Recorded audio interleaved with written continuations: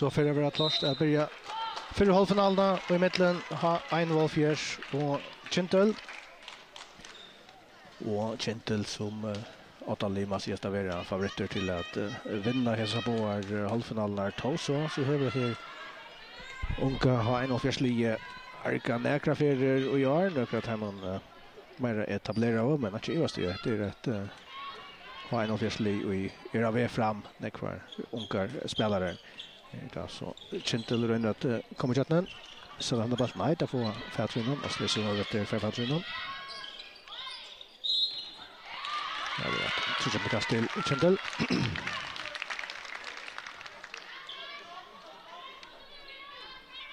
Men så det känns som att ett gott kappingar här till väl av i FN-finalen. Här tog det inte så lägger Kyndil att nå till väl av i FN-finalen och så blir det vant att därför spelas ju i stävfinalen.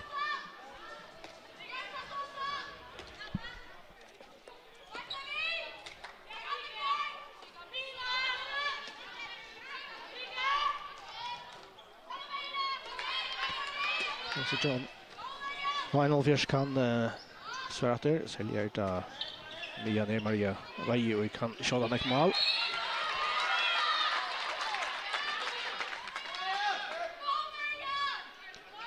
Stor spel någon lägger upp till mål och reisen är stor och skott att han. Alles feiler från H71 Kyndil sitter allbegångt.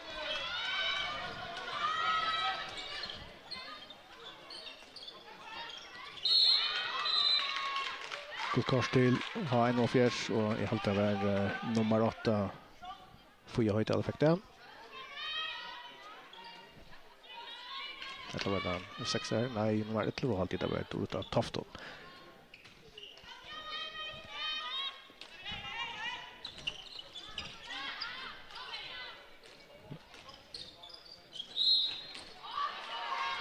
Det var Brukslaren. Som kast till Kyndil och så som är rad 1-0 och då spalt i 2 minuter. Han som bollen så utlafer och i benet så kom Arminja domaren upp ska också sända kött där. Nu skottet och han sitter. Och skott där. Marianne Esberg ökar till 2-0 till Kyndil nu har spalt i 2,5 minuter så 1-4 framvis går att komma och Naltalen hade skottet från Maria Veje för stanchen och ut.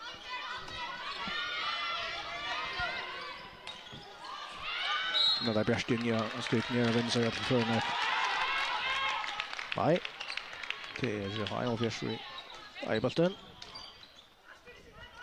Nästan detta är vid Ivtrak.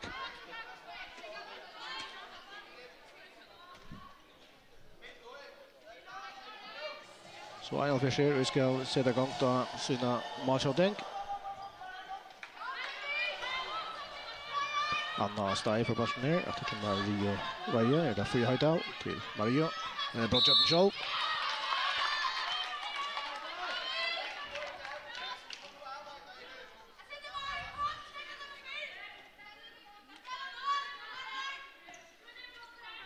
Vi ser då back till den här så H71 kör bollen sina mittlen så skjuter Maria.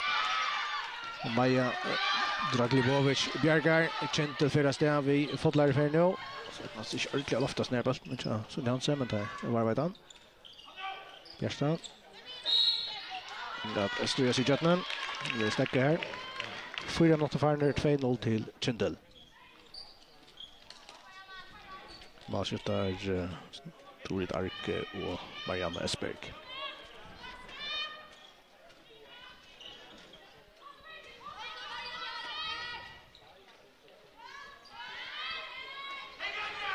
Torit Arke och ser den upp i hatten.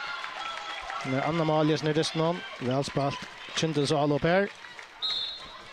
Och det matcher alltså att Kyndil är 8-3-0. Nu har spalt i 4,5 minuter. Jag hör till mot Brasilien och närskast 5 minuter att gröna gesten är uppe i Hoyvík har haft fullt hemma allt att H71 ska röna komma mathallen här. Var vet andra bollen.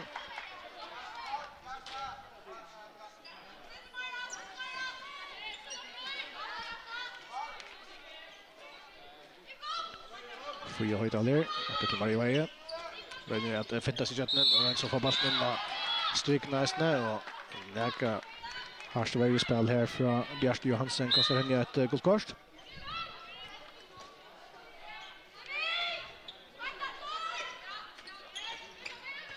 Ja, Maria snöjsar fram vi här. Vad så? Och nej, det är näst. Inte Katrin Höjstedt är loppan fram vi. Maja Draklibovic stretcher sig upp och bergar skott någon. Kyndil för himvägen. Det målöka att öka om lastna där är 8-3-0.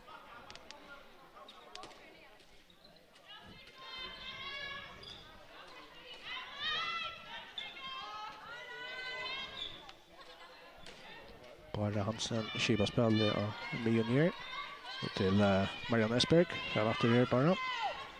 Och slår Sunnadotter. Som Hansen skjuter och han skorar så är 4-0 till Kyndil. Han är första målet där. Nummer 22 Kyndil Sunna Hansen. 6-0 varner 4-0 till Kyndil.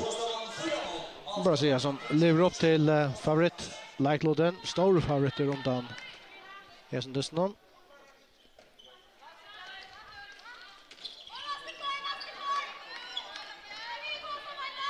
Maria Veje.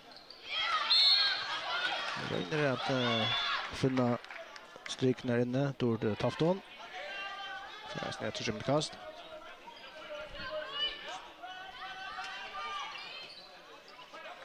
Bra.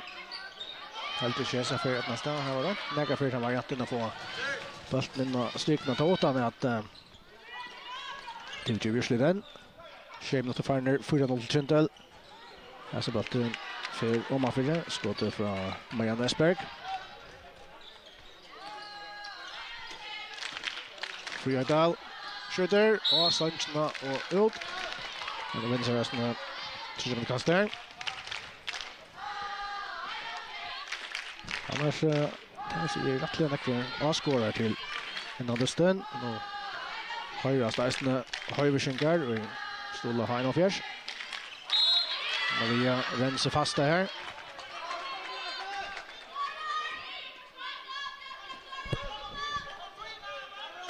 Ja så.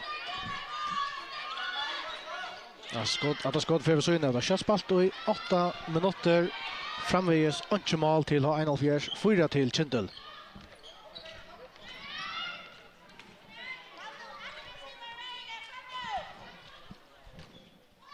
Bara Hansen ner till Sunna Hansen. Att till bara.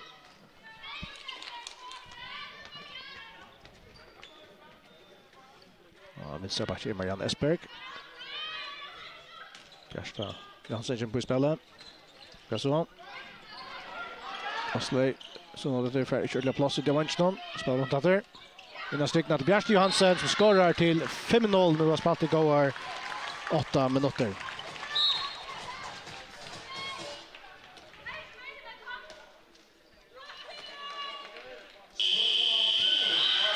Och välskiljande bygger H71 levan om timeout. Det var en ströven början till dem utan spalt och i halvtid 8 minuter och kanske 8,5. Framvis inte mål till Hoyvíkshøllini med Kyndil spalt väl alltid från början och det var en goda Laslo 5-0.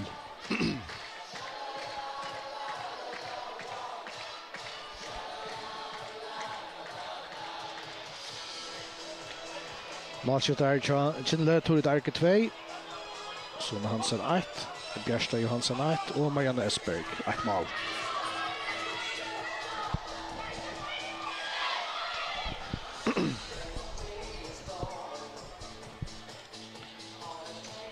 Och fram till hända stund så får vi att strömma en distanser till Hoyvíkshøllini. Det blir klockan 8 ikväll.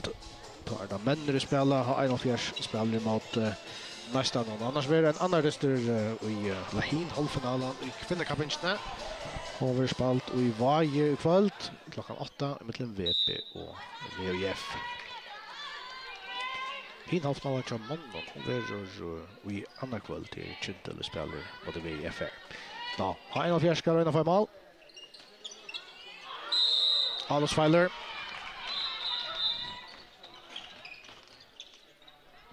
stäcka domaren spel nu. Skulle det vara Ori och Hvonn.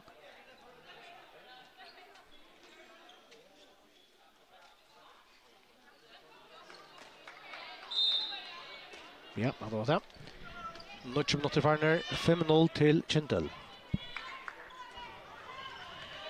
Marianna Esberg til Bara Hansen. Son Hansen, Atle Bare.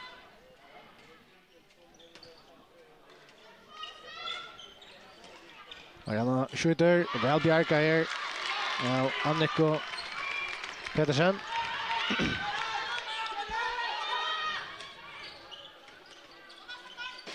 Og tyvärr för Maria är för henne att är stångrod.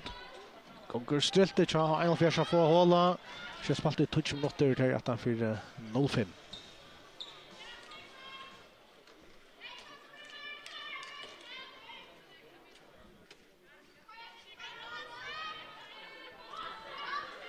Kyndil här möjliga att öka omlästna. Och resten sagt att det är rättliga stora favoriter undan Disney 8 lige i landskapingene. Marianne Esberger, velspalt. Det tror jag där. Hon skorar 6-0 till Kyndil. Nu har spalt i 20 minuter.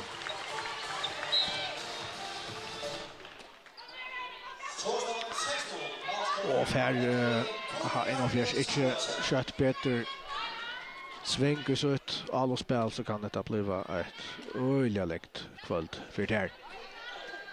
För jag hittar ner till Maria Veje. Och bara i samma omfärd Rosa Kyndil Sverige där. Så efter här snabba bollen från Hoyvíkshøllini.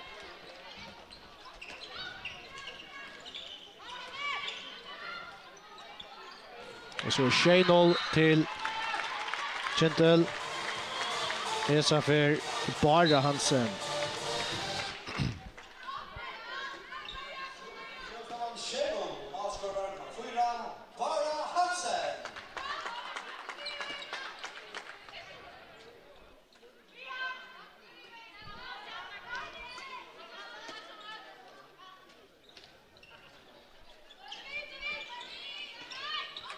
Vad så här? Maja Draglibovic Bjergar. Det är framvis inte ett någonstans man har finche bollen fram i henne. Nu har spalt i 11,5 minut. 6-0 till Kyndil. Dessa för tog hon skottet från Torratlo Torstensson.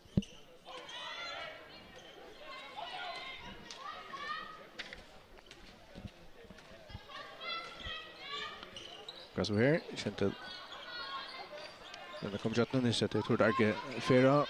Emma upp till Torit, och plats skjuter högerande mål. 8-0 till Kyndil. Nu har spalt i 12 minuter. 4 mål till Torit Arge.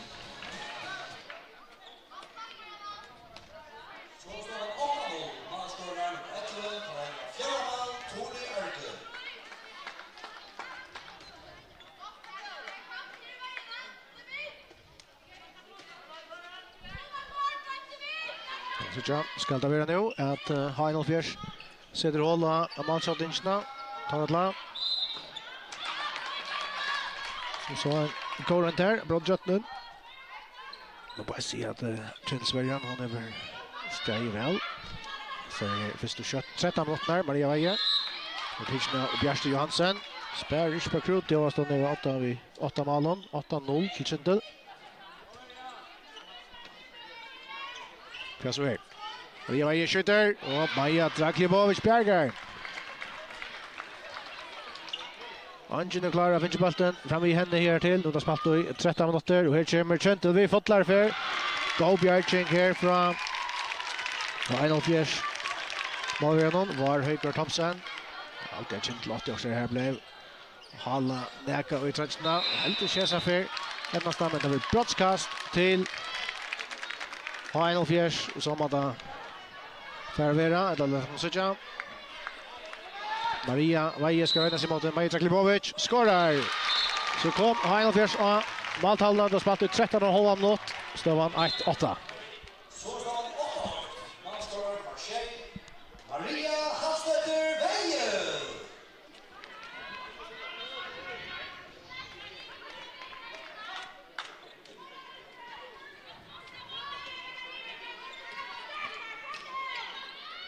Det Tore Darge och skorar så ett femte mål, lägger Kyndil 8, 0-1.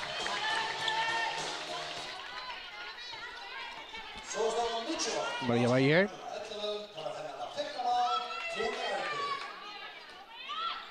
Sanna Gunnarsson till Maria Weijer. Och Toratla. Torstensson.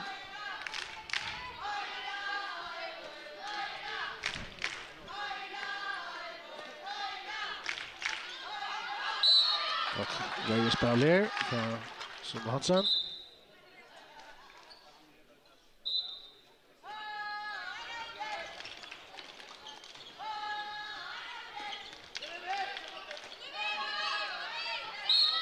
Så mycket väl skipa Kyndil Sverige att helst ska det näka mer tempo och ha en för spel där skulle klara att spela sig till skottstöver.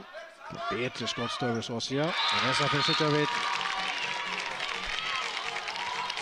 Kent och Maria Weijer kan göra. Det vill nästan gå ut lycka med affärer och hela nästan blir sen dra upp en halv ner vid Ötland för två skott som har varit öja när vi har färgen stånga ut utav det. Men det var alltså 2-0. Kyndil 8 vi Schemalon, Maria Weijer skott på mål med 2. Final fjärs. Och så Hansen nu i brytjetten. Skorar till 22. När Anna Malius ner dessutom. Nu för de håller halvrunden.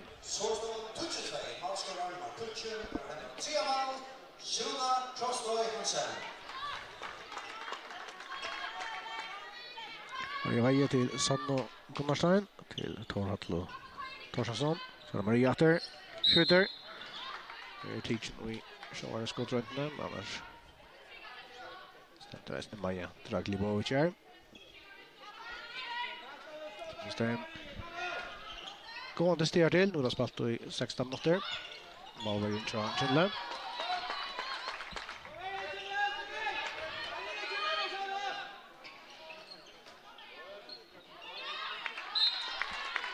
Fjärsröna får Vänknar vi spelar. Här har vi Golia Borg. Och Hesemejen är det Asa Hansen. Han skorar. Vinstre vankeren tja Heinol Fjärs.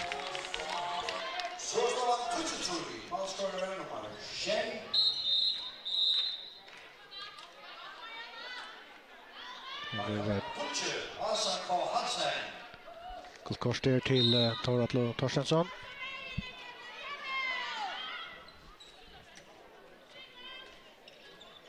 Men framvis må vara sig Kyndil. Rätt gott tämmer allt av det. Och här bollen är strikt mot Björn Johansen. Så kommer kast till Kyndil. Bara Hansen. Att det finner Björste. Och här så försöker han. Björn Johansen skorar. Så han kommer upp på 2 mål. Kyndil är 8-1-2-3. Nu har spalt i 16 minuter. Maria Weijer skjuter och han skorar. 3 mål till henne. Tänker Heinol Fjärs på 4. 1-4 till Kyndil.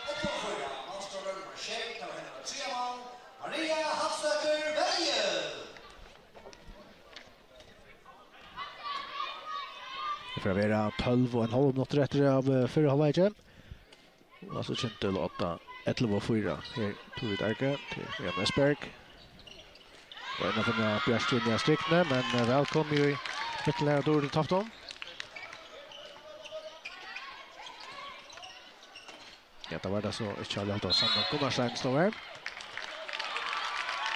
Så kommer kastet til Heinol Fjärs.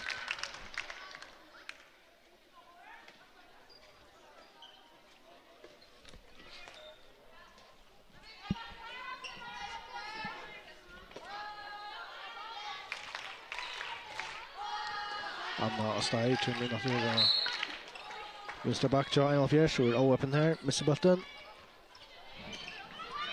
Kyndil kan färra hinvägen. Kyndil som är en Scheimals Leslo. Men stryker spelare kommer in till Kyndil, Bärta, Baradötter och samståndes vill be en timeout och i gröna lövne och jag kan inte ut från att här är det Rättliga välnökt. 8-11-4 vid målen 5 från Tore Darke, 2 från Sono Hansen, 2 från Bjørste Johansen och så var bara Hansen och Marianne Esberg skårar ett parst. 4 målen tror H71. Maria Veje skårar 3 efter brottskastet och hittar vår långgrund Asa Hansen skårar.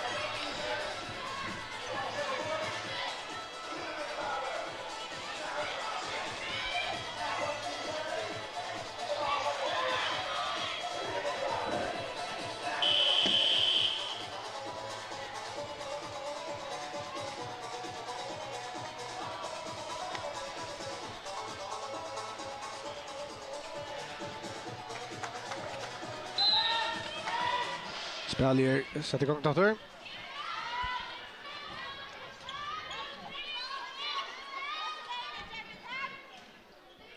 Så blir två med spelare i styckna. Anja Eliasson nästan gör nu. Sona Hansen.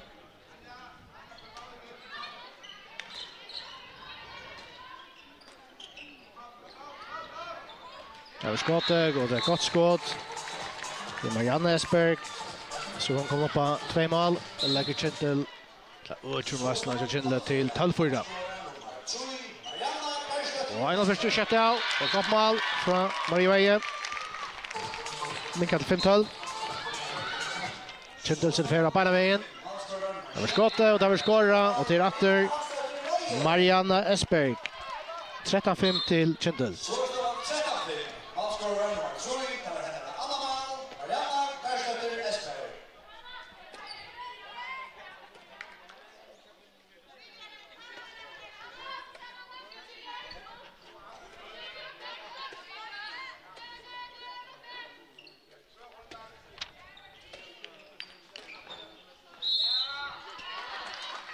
Kast till H71 här. Det är Sandra Gunnarstein över stäckan.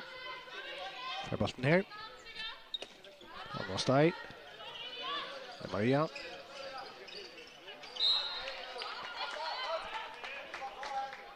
Torda Tofton för ett kast här. Maria Veje skjuter. Och så för Bjarkar. Maja Draglibovic.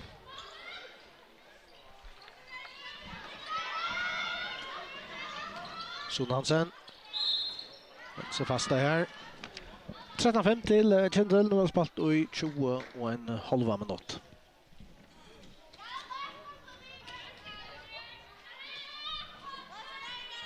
Det bröjningarna som är i Kyndil är ju att vänta bara att det kommer in styrkorna för Bjørste Johansen och så är Anja Eliasson näst kommer högra vank för Asle Sonovetter. Här ser det klart för att blå mål. Nej, där vi tapp för Ivtrack. Och är nästan han i allopstöv i alla för samma stamman inne som började den.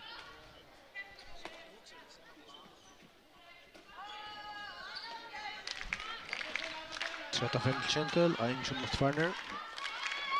En av fjärser, ska vi med att mycket om honen. Jag var ju nu lagt sig ut i vänster i ballen här. Helt sig eia affären så är snällt igen. Ja. Utvisning till förmåter till Petto. Bara dötter till Kyndil. Som kast till H71 då man ser att handen så Petto kom upp i anletet så Maria som får bollen ner.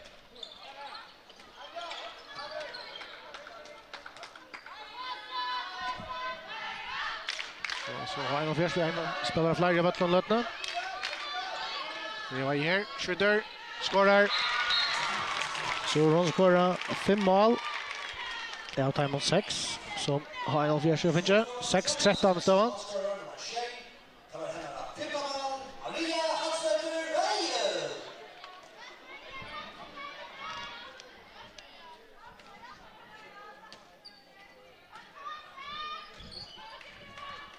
Den är backsetan här för Korsfjord den nästa här och i förra läget.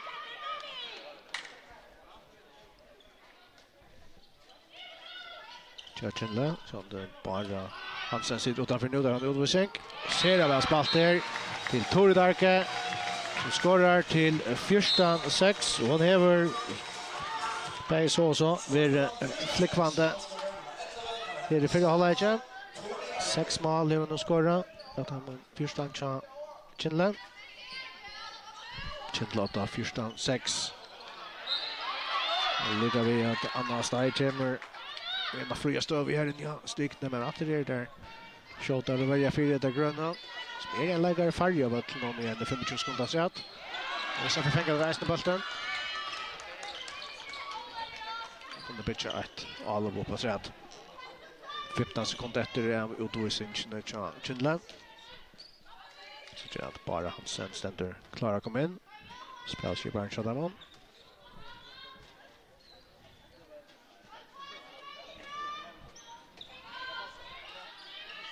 Och för att komma in av vattnet nu för bollen här så är Kyndil fullmanna. 23 och en halv mot färren. Kyndil 14-6. Eliasen skjuter. Han som fyr avståndsna ut spel efter.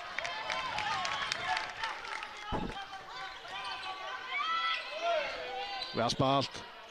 Och han sitter. Vi har spalt från Marie till Aso Hansen. Anna Malic Hvonn, vinstra Hvonn till H71. Tjej första nu har spalt och i 24 minuter.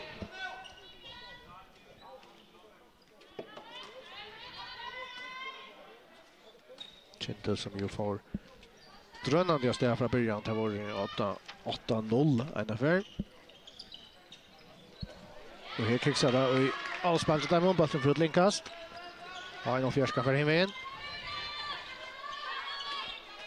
Maria skjuter. Maja Draklibovic bjärkar med en fotparad här.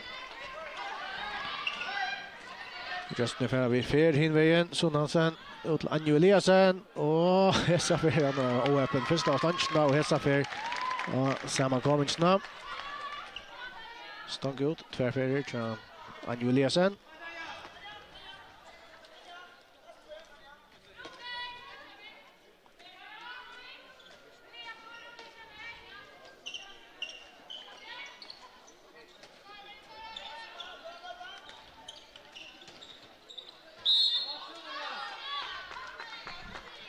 Nu 5 minuter efter för alla är första tjej till Kyndil. Anna Steg här. Marie Veje till Anna Steg. Sanna Gunnarsson i högra backe. Stavanchi Guria Borg.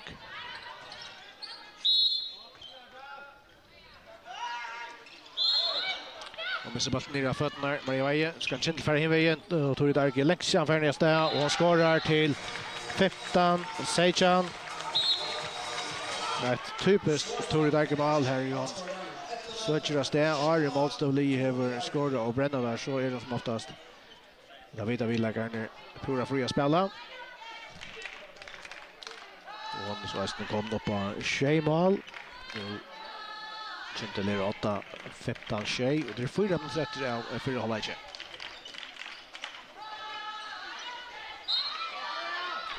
Samma Gunnarsson stäcker här. Nej, då ska sitta spel igång efter.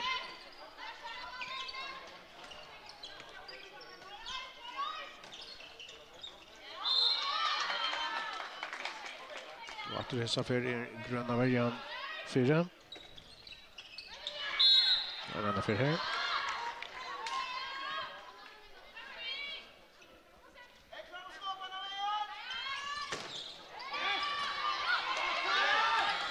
Och att det är Kyndil 4 och spelar chatten ner Oslo Sonadötter och alldeles fejler från henne.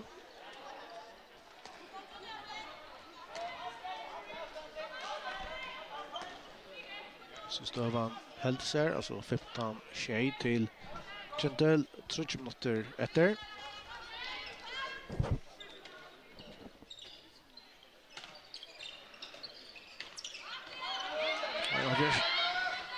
Ska så här go bjärging från Maja Draklibovic tar skottet från Anna Steg.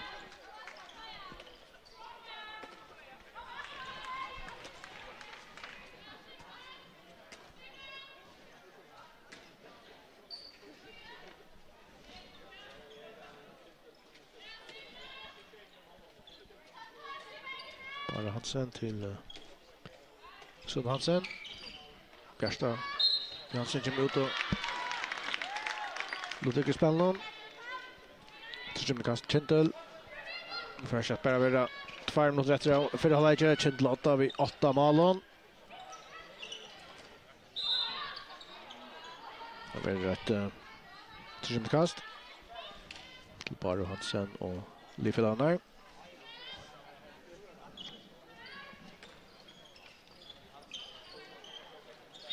Så Rense fasta här med den 2 final för spelare.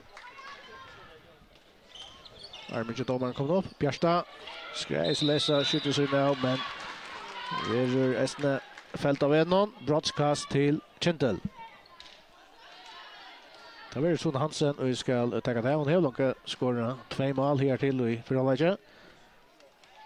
Sund Hansen. Han skårar 16-6 till Kyndil.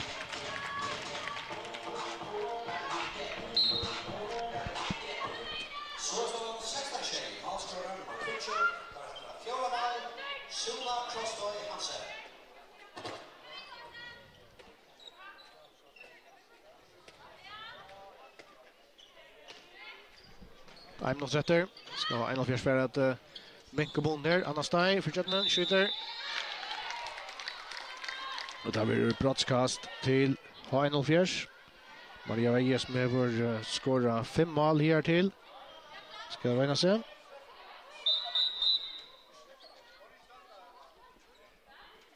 Kyndil skifter Malveria. Alta och Skär kommer in för första värda.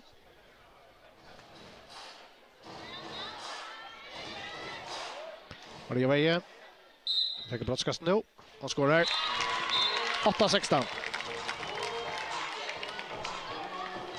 Kyndil lever en halva minut. Till att öka om Lasla Chasser har en linje för att halvlek. Sund Hansen till Marianne Esberg. Åter till Suno. Det är bara Hansen. Bara Suno spelar samman. Marianne Esberg här.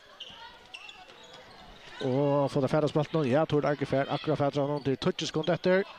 Jag ska spela i mitten. Det var inte om hon ska vara innanför, men ta med det där så inte. 5 sekunder efter. Vi är Björn Hansen. Skårar. Seichan 8. Och det blir resten där sista. Och i halvlek någon.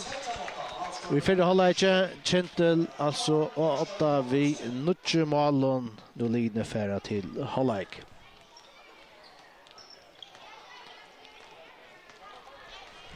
Seichan mål har där skåra. Taggrunna. Tord Arke skårar flest. Tjej. Så är det Sund Hansen vid Simon. Bjärsta Johansen och Eisne skårar 3 och till Marianne Esberg Eisne och bara Hansen och skårar 1 mål. Det är 8 tror jag har en av 2 spelare som har skårat till målene. Maria Veje 6 och Asa Hansen 2. Så säger han 8 till Kyndil i halvlek. Vi vill åter här. Vi sätter halvlek med det.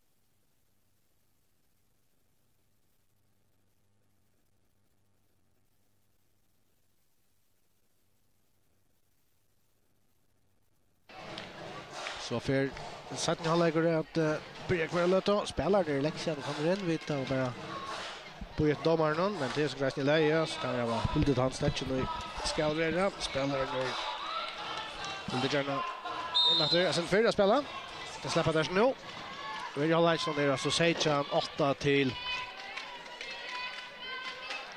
just när Kyndil. I don't think we all up here from början Maria igen. Måste kicks out my elevation men Sanna kommer stein med shot efter någon.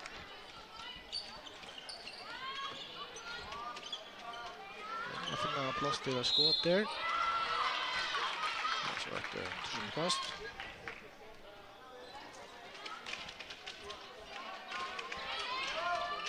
Det var ju skjuter. Maja Draglibovic-Berger. Sen till Sumansen, skjuter. Och en final för spelare, botten ut. Och inkast till Kyndil. Och Slesson och Dr. Tekne.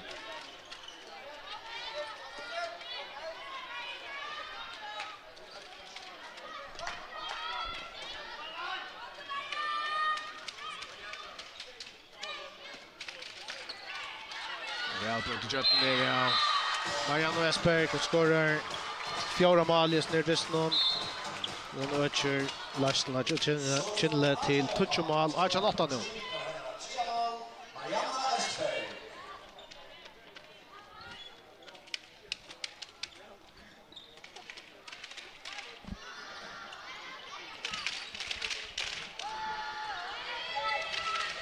Samma till Maria igen.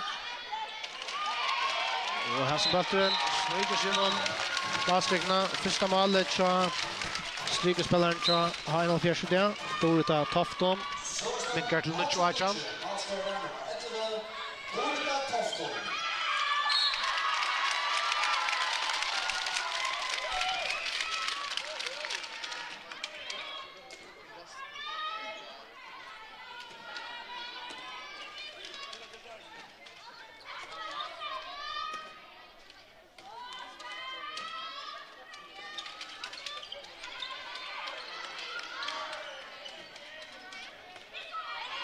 Speaker, som han sätter pura fröj. Han sitter. Aldrig har en av fröjan. Sväver. Nutsjo nu till Kyndil. 4 mål till Sune Hansen.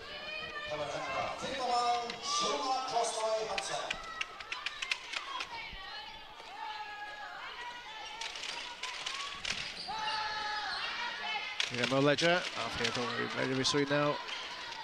Alltså Hansen här. Han ser vi skora 2 mål här till.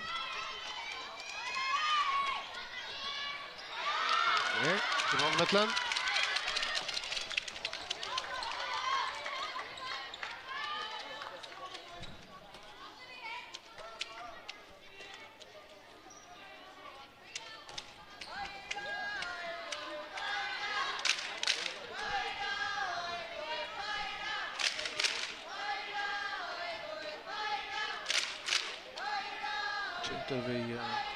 Vi som är mansverg och Maria Veje, där kan man så diskutera om det är nej utan man är åtta vi touchar målen men jag ska lucka näkva där vill jag röra upp tänka.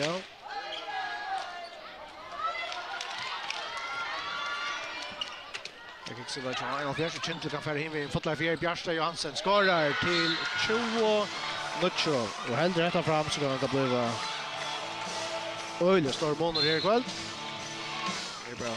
4 minuter in i sätten av läger i 11 mål av månaden 20 Nutsjo till Kyndil.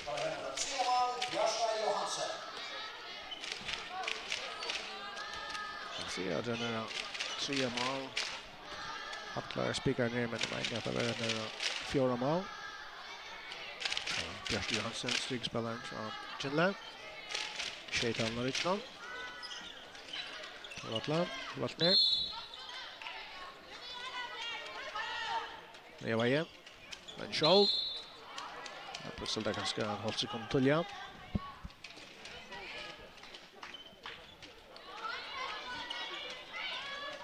Shooter. Blockering till färna av Baltman. Kyndil, vi fär för himvägen. Johannesberg. Son Hansen för Svedran här, men det är bara Hansen som har fram här. Ja, och försvaren kommer på plats. Kyndil vi så mycket trycker Laszlo att här kommer. Spelar vi smulen framme, vi ivskottet. Här var Brasilien lever upp till favoritlaglåten. Och Lassland Ögesperra, 21-0 nu, vi maler från Marianne Esberg. Och det blir sådana 15 mål.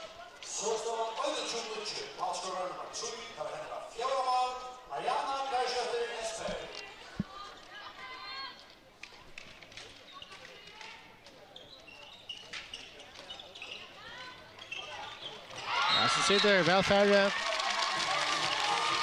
Och Torvald Torstensson som skorar sitt första mål i Östendösnon.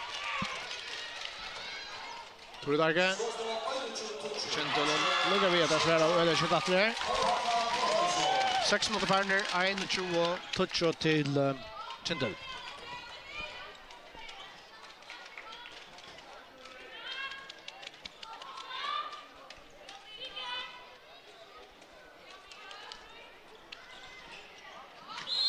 Tredje kast till H71.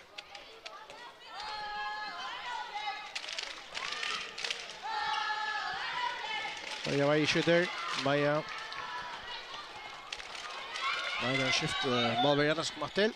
Det är Björsta Johansen, skydder. Det är Annika Pedersen. Och så är Jack och Vartum som är i mål och nu till Kyndil.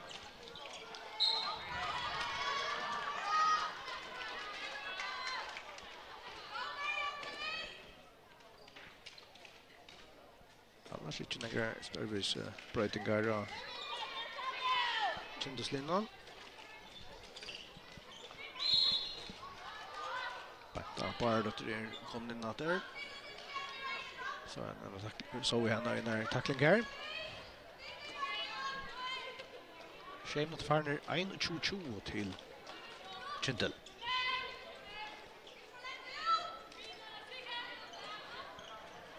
Och att det är gott skott här från Torvald Torstensson. Skår att målet träff till H71. Det var köttsvärrator från Kyndil och Marianne Esberg. Nu kommer på 6 mål. 8-1, eller 2,5 mot färden av sätten halvleken. 22-11 till 22-11 till Kyndil.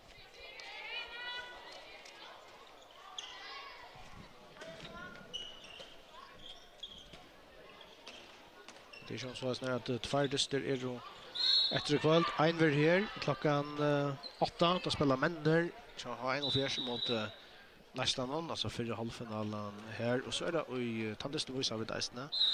Det är Strömman. Och så är det i Vaje klockan 8. Där finns det här mellan VP och VF. Det står ju mest Tandeston men det är hatta punkter så jag från någon och det är ju Viko och i andra kväll. Här då 1-4 och vi ska vända med kommunen. Och så där som stövan är i löten om detta hälsar ettla och målen skulle bli större så kommer jag säga att allt är outgjort undan så att av finalen. Armin domaren uppe, jag ska också hämta från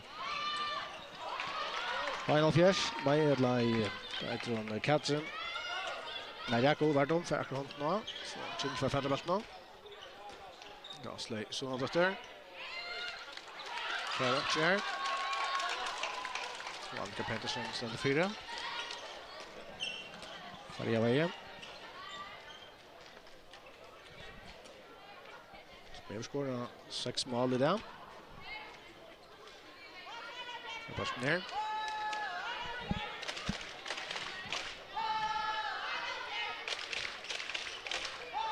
Skjuter. Det kommer väl in i dysten. Med 16 mål och Kyndil. Katrin Vardrum som har löst Maja Zaklibovic.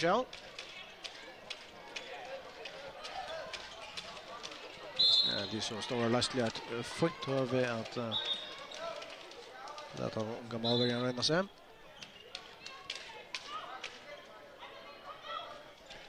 Armin till domaren att föra upp.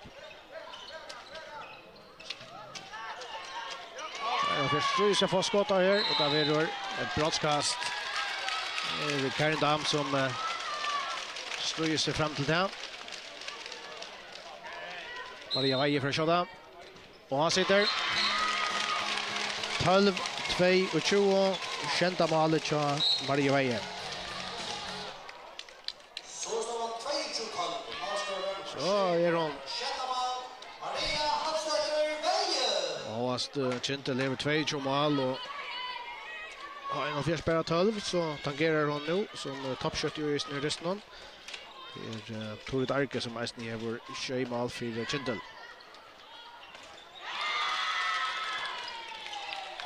Och Björkar Annika Pedersen.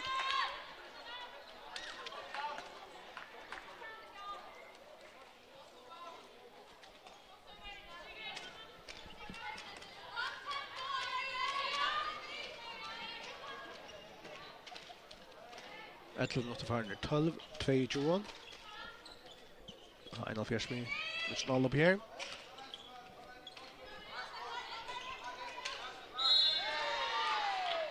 Löten sitter.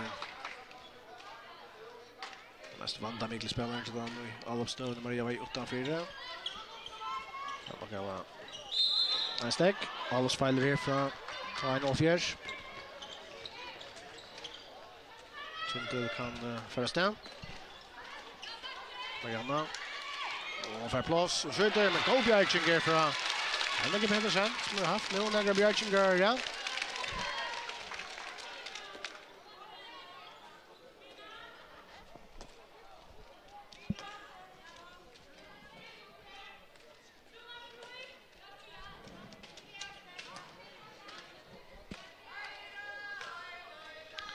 Till ett som var vanställ och Kiva spelade inte en av fjärde så bort mer. Till Torstensson. Som går här. Armin till domaren för upp. Skulle jag skjuta. Det gör de, men skottet vill blockera så är det inte krafta och det gör shutout. Torit Arke för en färre. Nej. Och så med Katten Höjstedt i mitten. Snoppar handabollen.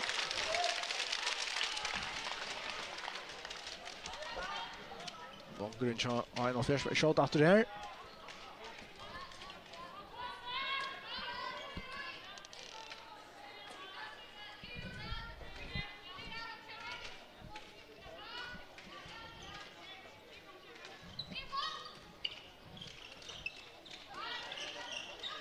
Vi kommer i skottstöv och Hoyvíkshøllini och heldig kjesse för ett stand till Stanford Marianne Esberg och fänger handabollen och för dribblande själv finns av villägare här till Asley Sonnadötter och han skorar 23-12 till Kyndil. Första målet till Asley i det. 13 mot Hvonn nu, 3-12.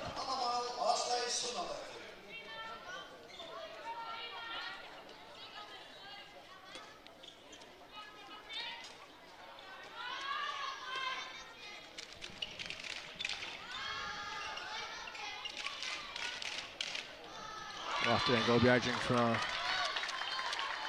Katten Höjstedt. Nej, jag säger Jakob Vart och Majon. Så får bjärging från Vinstra Bonsen från en av fjärs till Asa Hansen. En av fjärs skifter. Utat i platsen i Eslöte. Kari Simonsen kommer in. Och en utvisning. Här på etta bara där för runt 2 minuter.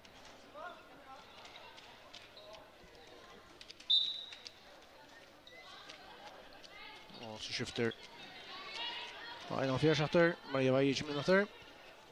Exit och Lisa Back för först. Pågatla Torstensson finna mina. Där finn på att skifta om. Dessa för Sergio. Och skjuter Maria Veje och så kommer upp på 8 mål. Och Tager, den tar ju han efter stormånder och mål halvene. 3-13 till 3-13 till Kyndil, men Maria Veje för nu i målshoddingen kommer upp på 8 mål. Nummer 2 är Kyndil-spelaren Torit Arke.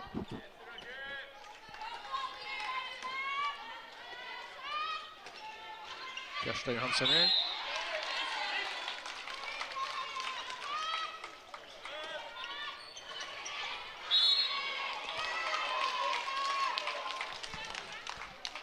För spelarna ströjas till vägen nu.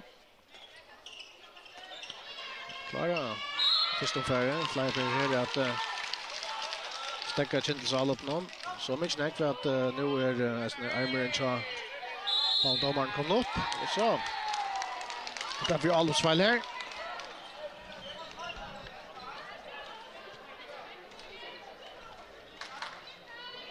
Halv minutter etter av utvisningen til Kyndil, men det var en trivallig løslåt her. 8-23-13 nu setten av leker halvrunden. Maria Veie skjøter, hun skårer en affær. Hun skårer hele 9 mål.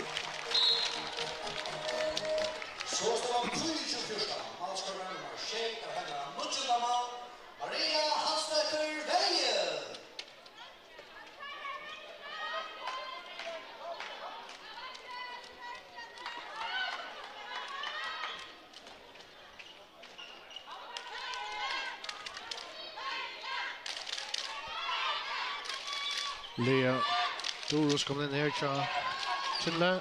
Det är bollen spalter till Asle Sunnavetter som är vinna strikta, men det var stånk ut, känner. Samma stöva. 3-24 till Kyndil, 16 mot Hvonn.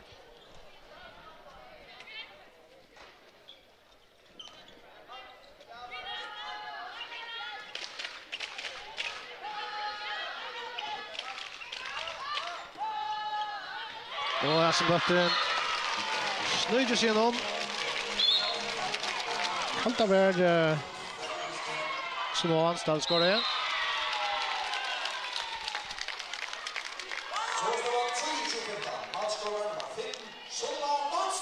Ja, som var anställd. Och det är första mål där. Det kan vara så månen, så nu 8 mål av månen.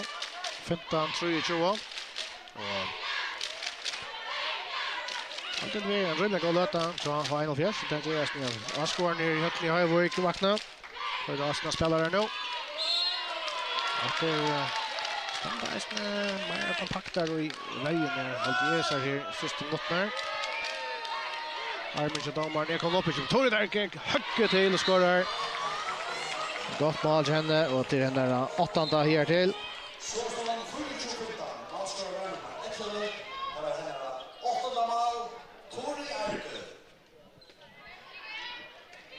Så efter 9 mål Amon 14-15 till Kyndil och det spalt då i 16,5 minuter.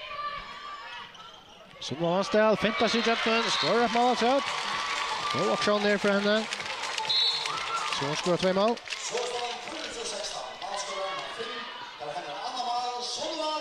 Det kommer en fair i distan nu. Kyndil ger shutout Sverrater, bara Hansen. Så han skorar 2 mål och det är att det är 9 mål av mån 25-16 till Kyndil.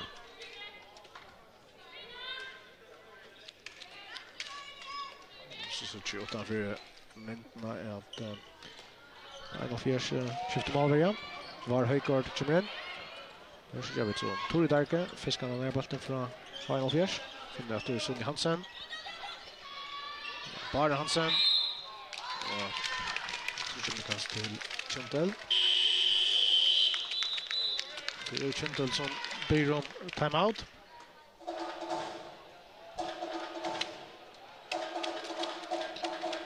Halta till hesa Leislina, Nutchmal, ganska touchball. Sekunder. Kommer nog se utan läggas mest efter för in och spela. Sätt med halvfinalen. Är det någon kommer med ut i kväll. Det är ganska svårt att vänta. Det är ju att Kyndil i efterhanden. Det är ju och i jag kan spela när spalt nu i också fitta Aron och i bästa deltarna. Klarar sig väl. Ja, vunnit grejerna. Vi har målstålet till rättligt långt.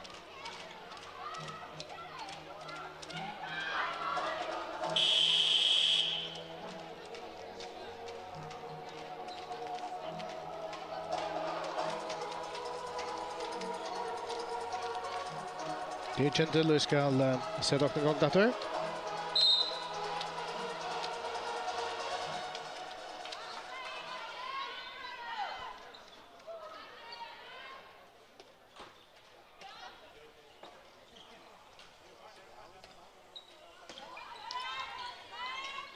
Sune Hansen.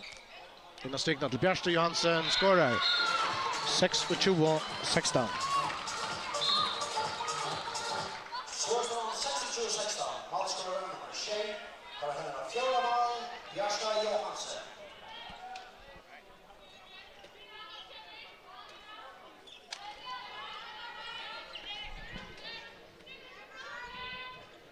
Jag tror att det är nere snart.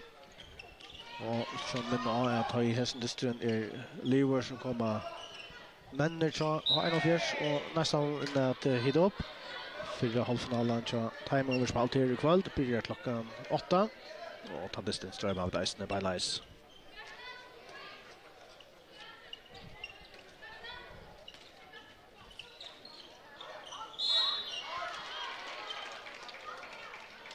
Här är många nog så stora men det var att jag har varit månader minnet att tejpa i linje. Presta samman nedsättning kväll. Och det är en verkligen tatt han Jan Andest.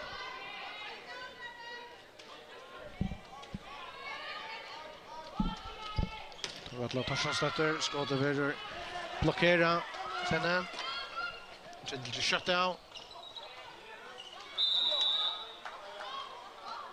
Var Høygård Bjerkar skotten från Anjo Eliasen men vi ser man finns vi resne. Truxla för brottskastet. Därför Sune Hansen attacka. Var Høygård redan i mål. Sune Hansen kommer till nu. Och skorar. 26-16.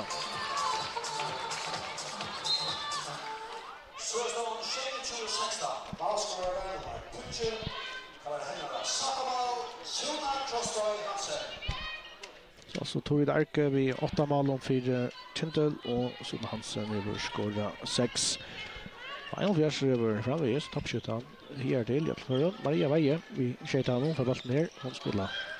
Skulle ju fick bollen men Kyndil snabbar fram Marianne Esberg presterar skårar till 28-16.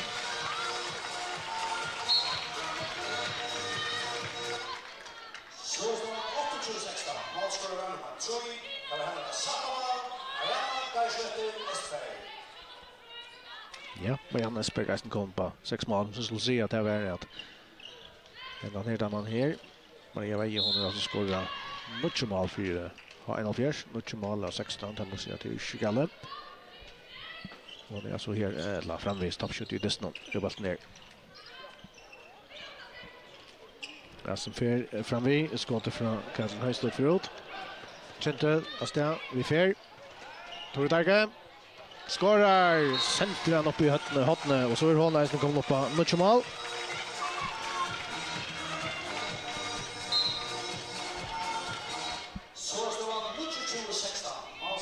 Och ja, 2-1 mot Farner. Vi må bara säga att här var ångat och väldigt spänning i ner dessutom tog. Där börjar vi att Kyndil sträckas där att kommer finna en 8-0 Laslo och det är ju nekvast ner alltid från en av fjärs. Nu fänger där vet jag vill jag fänga bollen åter till så det gott. Men här senast ni har där tvättar den bollen där veck och det är Kosta rättligt ofta och Tedger så är det nu 13 mål av månen mot 20-16 till Kyndil. Och helt det här bara nog lonta och det ser det ut för att göra möjligt översta så bara se att här är allt outgörs långt i fyra resten. Det är inte större så på speltid det skulle spela att söndag. Det pratar en längre boll men där i unga man Kyndil kan färre ut allop. Shame not rätt det var ner. Det någon Kyndil är 8-16.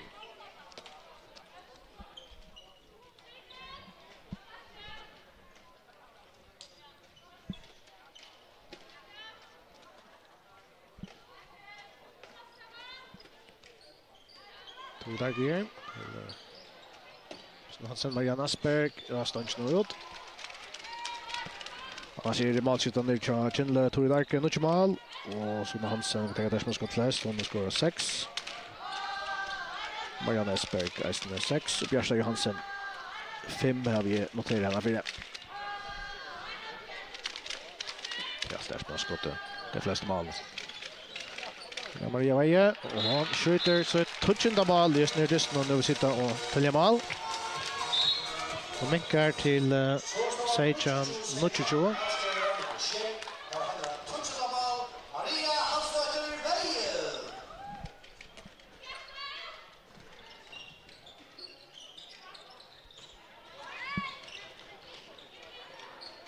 Det har hatt noe, nei, det var ikke.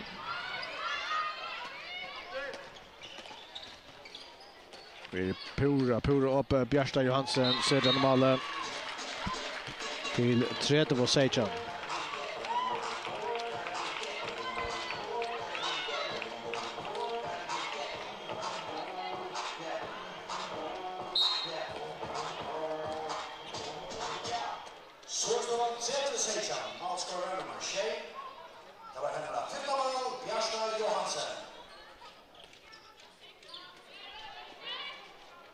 För att köpa över 530 alltså 13 mål mot. Nu har en av Gjersberg ett hattankaster. 30 Seichan till Kyndil. Maria Veje. Och ja vänstra backen nu är Silja Sammansätter. Fjärs. Vi har spalt in stekna, men det är en god bjärgkring. Det enda nok gjennom brottskastet til 1,5, men Olle välkommen ner här av Alto Askerre. Vi ska börja för foten, men Maria Veje ska rinna sig vid brottskastet. Och han sitter. 18-12.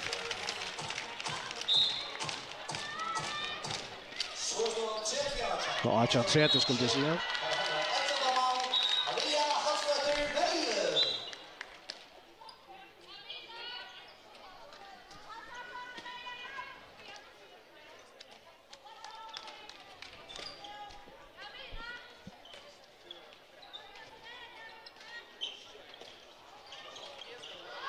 Här kommer Torradla Torstensson i mitten.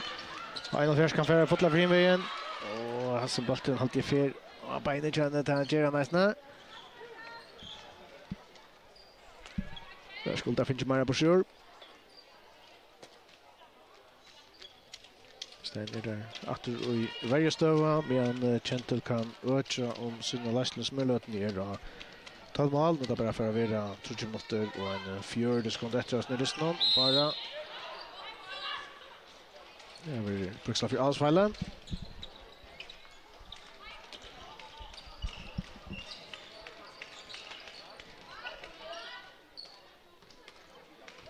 Maria Veje till Silja Sammansätter. Till Maria, här är Anna Staj i högra backen. Skjuter, välbjärka här av Alto Askerre. Kyndil har haft alla trutcher målvärjan in i det.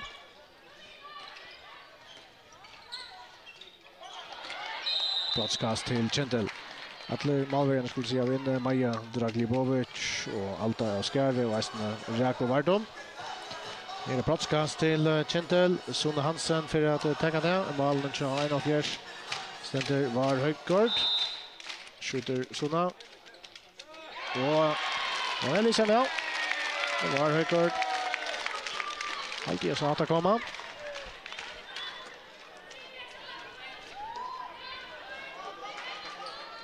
Och som Bryce säger med att det var så gott lopp. Alltså inte bara att bo och man ska från igen. Slå på manna. Vi kan för över efter 2 minuter och 15 sekund. 3-2 till Kyndil.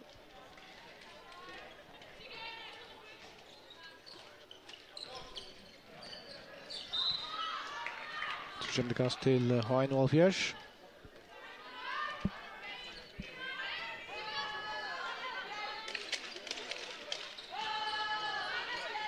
Det är väl helt i Maria Veje att man kostar 2 minuter att göra det.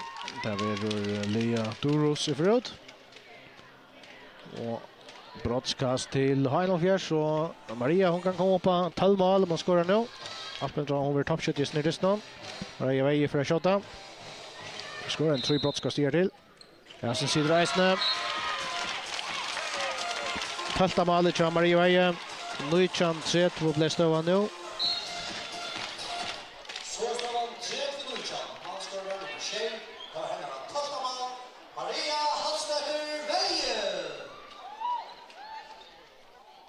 Alltså 12 av timon Nujchan Malen och H71. Inni har alltså Hansen, hon skorar 2 och så var Vansdal 2 och Torratla Torstensson 2. Och så då Tofton som skorar 1. Det tror jag Arka och hon skorar. Och nästan skorar en mål i kväll. Att han är touchen down och tar tekur Kyndil upp på 1 och 3 på mål. 1 och 3 på Nujchan för där nu.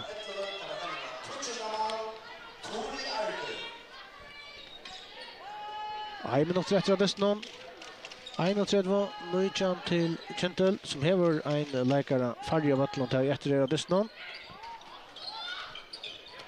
Ein av fjärs varvar till handbollen.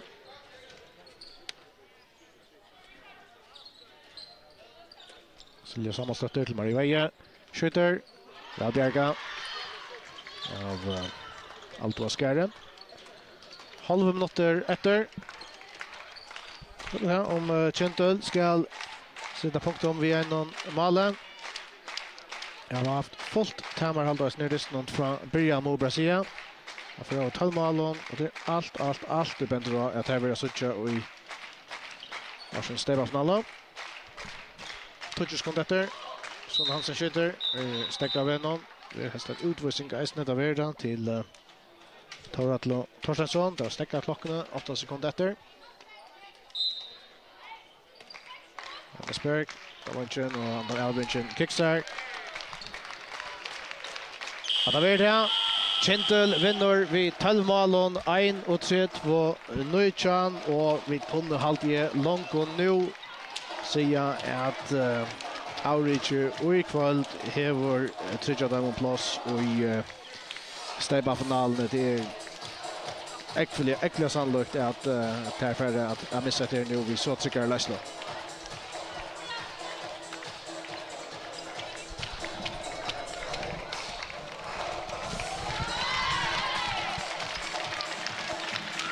Vi får fyrbel så tacka för Jakob. Vi får om man gör några pandaya samröver som skulle visa i Sjönvarskom i andra kväll med ratter om man löt ju man är 20 minuter. Så för att säga till är Lacho in i YouTube-kanalen i Kvinnuhondbóltsdystur alltså dystern mittlen. Och en av er så nästan som börjar klockan 8 så får jag ut från här och så först in kanalen i Kvinnuhondbóltsdystur på YouTube och så finner du in dystern här i mittlen. I mittlen har en av er som nästan har bräsla finnan och hemmasjökare kvf.fo här skulle bli en brett i ovast. Vi är rätt om en 20 minuter.